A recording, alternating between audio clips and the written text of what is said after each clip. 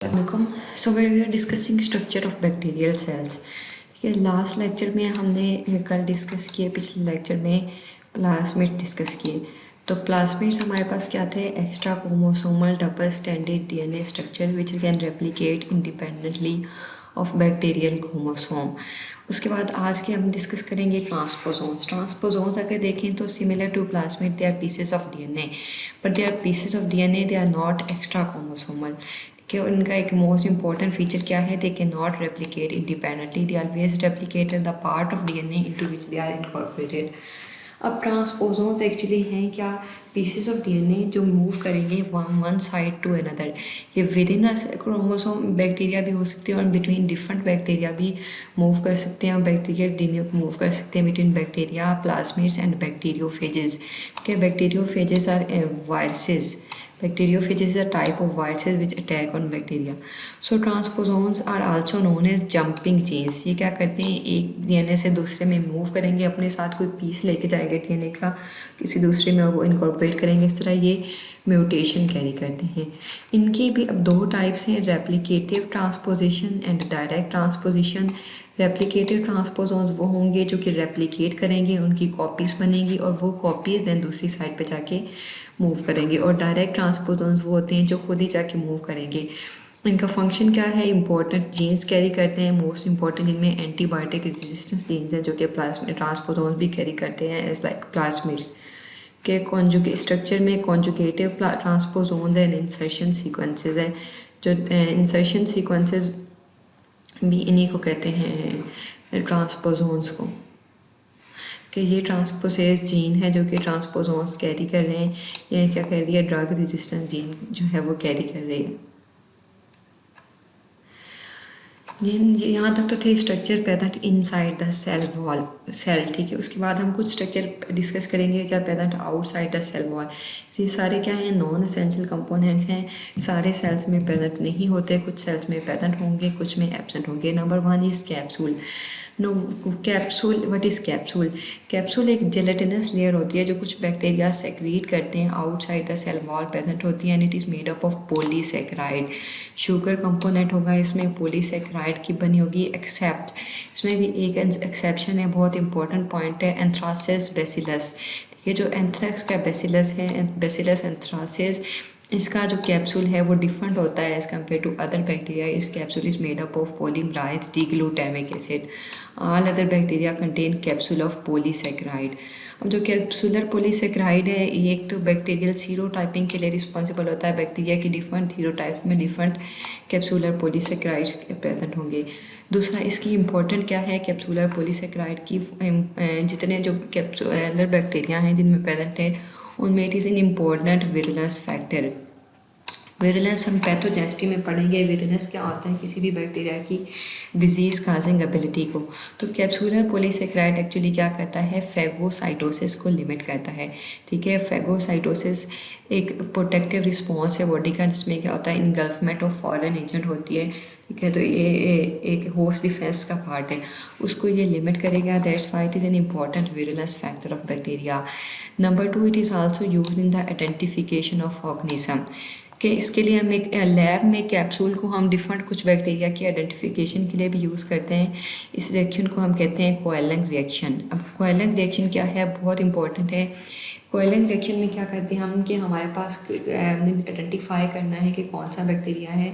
हमारे पास कुछ बैक्टीरिया ऐसे होंगे जिनके नॉन एंटीसीरा हमारे पास प्रेजेंट होंगे। नॉन एंटीसीरा मीन्स कि उनकी एंटीबॉडीज़ हमारे पास नॉन है, वो हमने प्रिपेयर रखी हुई है। फॉर एग्जांपल आप ले लें, इनमें से स्ट्रेप्टोकोकस नमूनी है, एच इन्फ्लुएंजा है और बेसिलस एंथ्रासिस है, कोई और कैप्सूलर बैक्टीरिया है जिसकी नॉन एंटीसीरा हमारे पास प्रेजेंट है। तो उसमें हम क्या करेंगे? लैब में हम जिस कल्चर में हमने आइडेंटिफाई करना है कि ये हमारे पास कौन सा बैक्टीरिया है, उसको हम क्या करेंगे? उसमें एंटीसीरा ऐड करेंगे, ठीक है। ये कैप्सूल है बिफोर एडिशन ऑफ एंटीसीरा। आप ये देख सकते हैं, ये डिप्लोकोकाई है, स्ट्रेप्टोकोकस नमूने में भी उसकी साइड भी एक small C clear space present है, ये कैप्सूल प्रेजेंट है।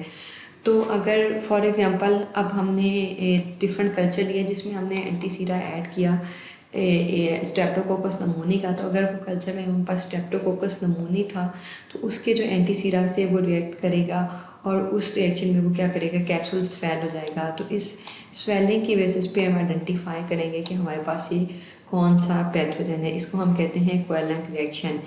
कि quellung reaction very important in lab diagnosis of bacteria, identification of bacteria. Number 3, it is also use as antigen in vaccine. जब हम वैक्सीन प्रिपेयर करते हैं तो उनमें हमारे पास एंटीजन होती है, उनके अगेंस्ट एंटीबॉडीज इंड्यूस होती हैं, तो इसको हम वैक्सीनेशन पर्पसेस के लिए भी यूज़ कर सकते हैं। Number 4, it can also help bacteria to adhere to the surface. Bacteria को वो सरफेस के साथ अडियर करने में, अटैच करने में भी हेल्प करेगा। Next is flagella.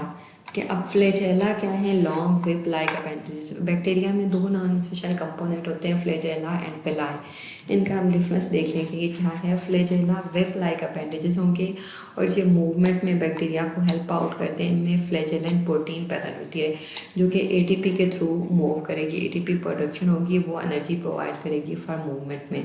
अगर आपने देखा तो हमने बैक्टीरिया की 3 डिफरेंट क्लासेस पढ़ी थी अकॉर्डिंग टू शेप, कोकाए, बेसिलाए एंड स्पायरोकीट्स। तो उनमें जो मोस्टली कोकाए हैं उनमें फ्लैजेला पैदा नहीं होता, ज़्यादातर रॉड्स में फ्लैजेला पैदा होगा। उसके अलावा अगर आप स्पायरोकीट्स को देखें तो उनमें एक very different type of flagella पैदा होगा, उनके अंदर पैदा होगा, उसको हम एक्सियल फिलामेंट कहते हैं। वो उनको क्या करता है, जो स्नेक लाइक मोशन है, अंडुलेटिंग मोशन, उसमें हेल्प आउट करेगा।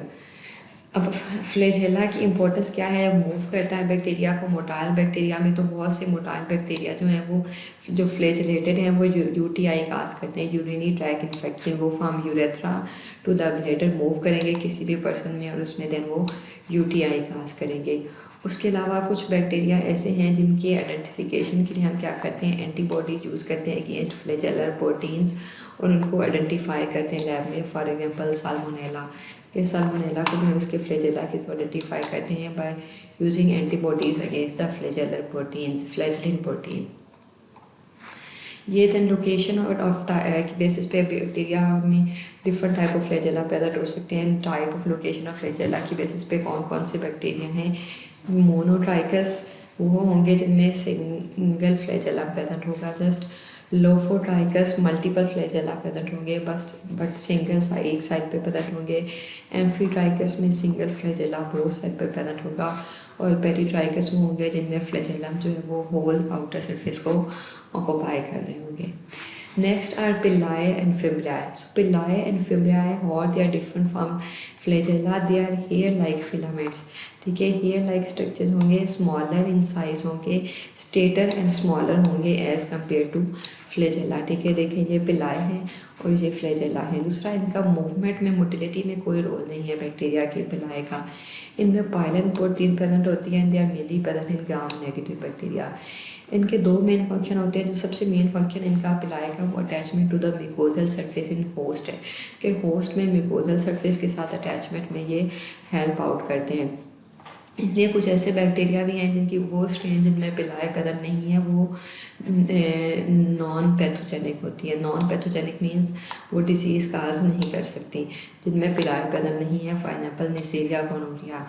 उसके अलावा सेक्स पायलस बनाते हैं, कॉन्जुगेशन में हेल्प आउट करते हैं। पिलाए कॉन्जुगेशन हम आगे डिस्कस करेंगे।